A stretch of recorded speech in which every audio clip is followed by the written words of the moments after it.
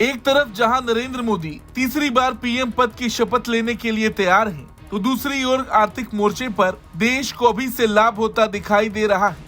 ये बात हम इसलिए कह रहे हैं क्योंकि विदेशी मुद्रा भंडार यानी कि फॉरेन एक्सचेंज रिजर्व में 4.837 बिलियन डॉलर की भारी बढ़ोतरी हुई है। भारतीय रिजर्व बैंक की गवर्नर शक्तिकांत दास ने इस बात की जानकारी दी है।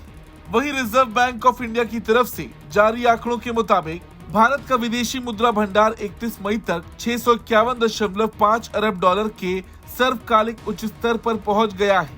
इससे पिछले सप्ताह यानी 24 मई को ये 646.67 अरब डॉलर पर था। इसके बाद से कुल 4.83 अरब अमेरिकी डॉलर की वृद्धि हुई।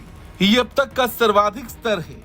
वहीं इससे पहले 17 मई को विदेशी मुद्रा भंडार का सर्वकालिक उच्चतम स्तर 648.7 अरब अमेरिकी डॉलर था। वहीं अगर फॉरेन करेंसी एसेट्स की बात की जाए तो जारी आंकड़ों के मुताबिक फॉरेन करेंसी एसेट में बढ़ोतरी हुई है। 31 मई को समाप्त सप्ताह के दौरान एफसीए में 5.065 बिलियन डॉलर की बढ़ोतरी हुई और अब अपना एफसीए भंडार बढ़कर USD 572.564 बिलियन का हो गया है।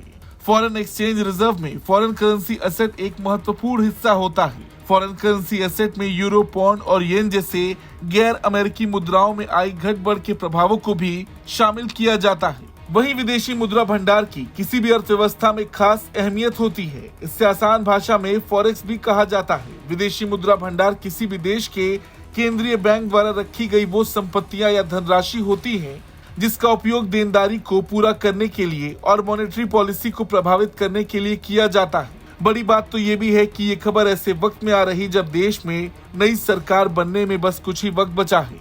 ब्यूरो रिपोर्ट, भारत तक।